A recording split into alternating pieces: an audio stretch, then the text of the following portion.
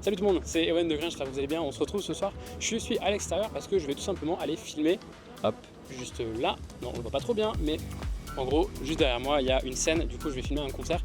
Et j'en profite pour faire une petite vidéo pour vous expliquer comment on peut filmer un concert de manière professionnelle, qu'est-ce qu'il faut amener comme matériel, qu'est-ce que je vous conseille de faire pour vous faire le plus discret possible, mais quand même réussir à avoir les meilleures images possibles.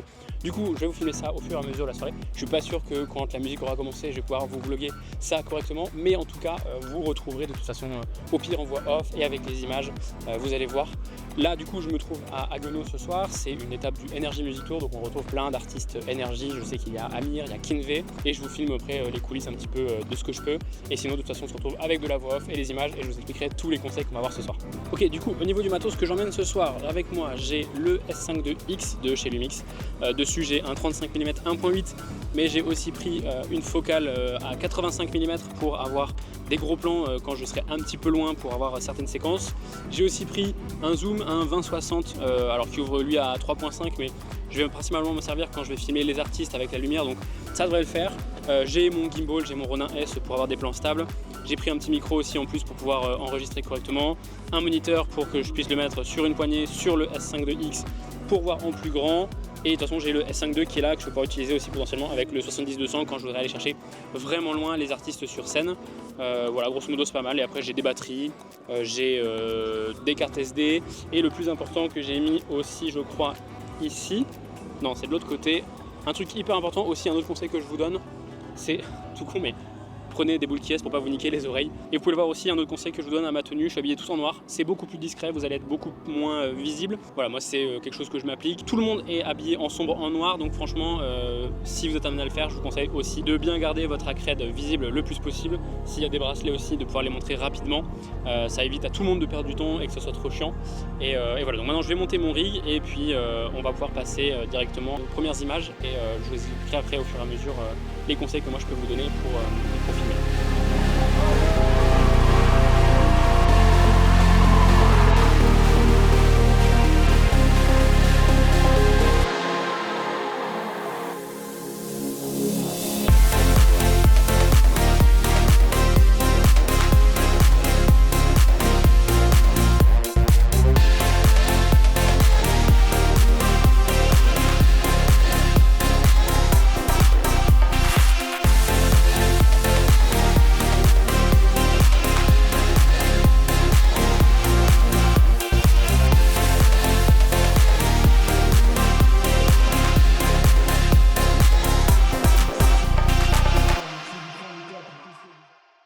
Bon, en fait, on se retrouve directement dans mon bureau, la soirée est passée assez vite et tous les artistes se sont enchaînés assez rapidement, donc j'avais pas trop le temps de sortir ma caméra et de vous parler pour vous donner les différents conseils.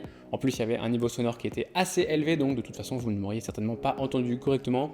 Je préfère qu'on soit posé, vous et moi, directement face caméra. Je vais vous donner les différents conseils que j'avais envie d'aborder dans cette vidéo.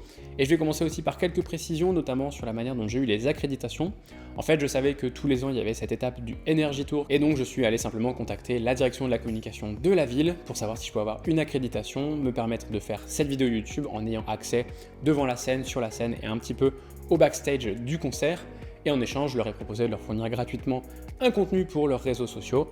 Et du coup, c'est le petit montage que vous avez vu juste avant, c'est ce que j'ai livré à la mairie au format horizontal et au format vertical pour qu'ils puissent l'exploiter correctement. Au niveau des conseils que je vais aborder aujourd'hui, il y en a 5 à la fois côté matériel, tournage et un petit peu mindset.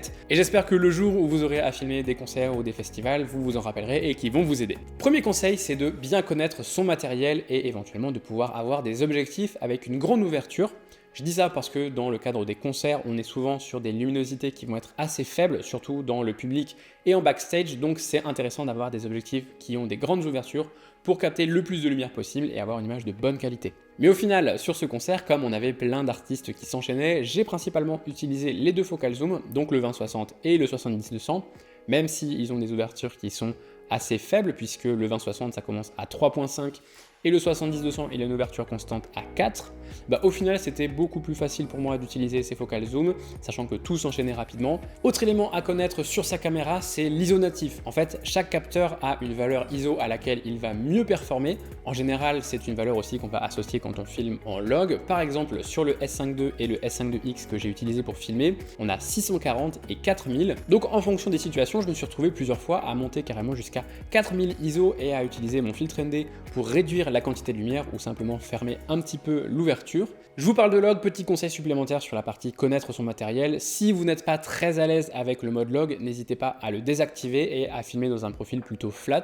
Par exemple, moi c'est ce que j'ai fait, le log en plein jour, j'arrive à le maîtriser correctement, mais de nuit j'ai peur d'avoir tout de suite du bruit, donc j'ai préféré filmer avec le profil Cine V2 qui est le profil Lumix plus adapté pour tourner en lumière extérieure de nuit. Dernier point sur cette partie matérielle, n'hésitez pas aussi à filmer en 50 images par seconde. Alors moi par exemple sur le S5 II et le S5 IIX, j'ai un léger crop dans le capteur quand je passe en version slow-mo, mais c'est pas grave, je préfère avoir un petit peu de ralenti à disposition pour bien mettre en avant l'énergie de la foule ou certains mouvements que pourraient faire les artistes.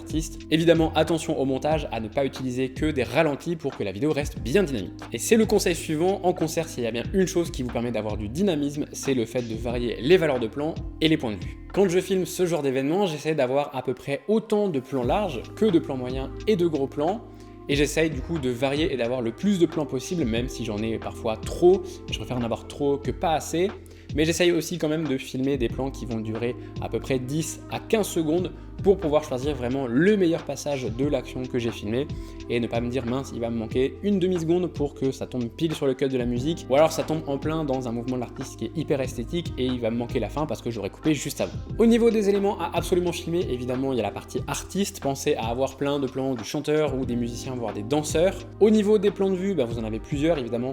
Le plus classique c'est depuis le bas de la scène, ça vous permettra d'avoir le point de vue du spectateur et ensuite vous pouvez varier en allant sur scène, sur les côtés ou derrière les artistes. Ça vous permettra d'avoir l'artiste au premier plan et la foule derrière. Et ensuite, donc, vous variez les valeurs de plan pour avoir des plans larges, on va voir tout le monde.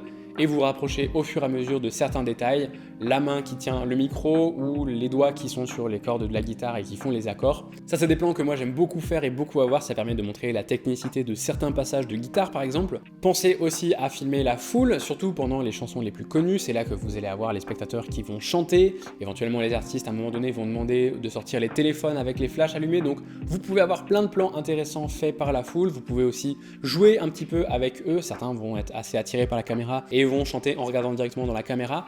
Troisième conseil, ça va être d'utiliser la lumière existante. Je vous l'ai dit juste avant, l'ambiance concert en général c'est assez sombre, sauf à un seul endroit et c'est évidemment le plus important, c'est sur scène. La lumière elle est travaillée au maximum pour mettre en avant l'artiste, les musiciens, les danseurs, toutes les personnes qui vont se trouver sur scène. Donc par rapport à ça, utilisez cette lumière à votre avantage en vous déplaçant un peu partout là où vous pouvez et de jouer avec la lumière pour créer des effets de contraste. Moi il y a un effet que j'aime bien faire et que j'ai fait du coup dans la vidéo que vous avez vue juste avant, c'est d'essayer d'avoir un contre, donc une lumière qui vient éclairer l'artiste par derrière, dans l'axe de la caméra et de placer l'artiste entre la caméra et la lumière. Ça vient bien le détourer et en plus avec un beau flou d'arrière-plan, il est complètement détaché et on peut avoir un effet des fois de halo ou de voile lumineux bien derrière. Moi, c'est vraiment des plans que j'aime beaucoup faire en concert. Conseil numéro 4, c'est un point d'organisation. C'est simplement de connaître la setlist, donc l'ordre de passage des différentes chansons, ou alors au moins de connaître le déroulé du concert, surtout s'il y a plusieurs artistes qui s'enchaînent. Et le fait de savoir quand est-ce que ces artistes vont passer, ça vous permet de bien anticiper et de ne pas louper leur arrivée sur scène, de ne pas louper la réaction du public. Alors dans certains cas, ça peut vouloir dire que vous sacrifiez la fin de la chanson d'un artiste qui va passer juste avant, mais je préfère presque sacrifier cette fin de chanson pour avoir la réaction du public quand la tête d'affiche arrive, plutôt que de la louper et d'avoir un peu moins d'émotion et un peu moins d'authenticité dans la vidéo. Cinquième et dernier conseil de cette vidéo, ne pas hésiter. Au début, les premiers concerts que j'ai pu filmer, j'étais assez hésitant. Maintenant, si je sais qu'un plan doit être fait, j'y vais, même si je passe devant la foule pendant 10, 15, 20 secondes. C'est pas ces 20 secondes qui vont gâcher leur expérience. Alors évidemment, si je reste planté tout le concert devant une personne, je pense pas qu'elle va le prendre très bien. Mais si je passe de temps en temps et que je reste 10-15 secondes et que je lui fais un petit clin d'œil, un petit sourire à la fin, voilà, pour montrer que j'ai compris, que j'essaie de pas la déranger le plus possible, tant mieux. Mais ce serait dommage de se priver d'avoir vraiment des plans que vous aimeriez faire et que vous aimeriez inclure dans le montage final, simplement par peur de déranger les personnes qui assistent au concert. Moi quand je filme un concert, il y a juste une seule chose que je ne fais pas, c'est de passer devant l'artiste quand il est face à la foule. Par contre passer derrière lui ou si je dois passer un petit peu devant les musiciens qui sont un peu plus au fond, c'est moins grave et j'essaye même carrément d'aller faire quelques images en plan large ou en gros plan sur eux. Et en général, ça peut vous permettre d'avoir des interactions assez sympas avec les musiciens comme des jeux de regard ou des petits sourires. Même chose avant que le concert commence, n'hésitez pas à aller arrêter par exemple quelqu'un de l'organisation. Vous lui dites clairement voilà, j'ai besoin de 2 minutes, j'ai quelques questions et vous allez pouvoir lui demander ce que vous pouvez faire ou ne pas faire, là où vous pouvez ou pas aller avec l'accréditation que vous avez. Ça peut vous faire gagner après du temps et de la tranquillité au montage. Voilà pour cette vidéo et ces 5 conseils, j'espère que ce mode un petit peu hybride vous aura plu. J'aurais bien aimé pouvoir tout vous dire directement sur site, mais vraiment c'était clairement impossible. Si on fait un petit récap de ce qu'on a vu, donc le premier conseil c'est de bien connaître son matériel. Deuxième conseil c'est de faire varier le plus possible les valeurs de plan et les points de vue pour avoir quelque chose de dynamique au montage.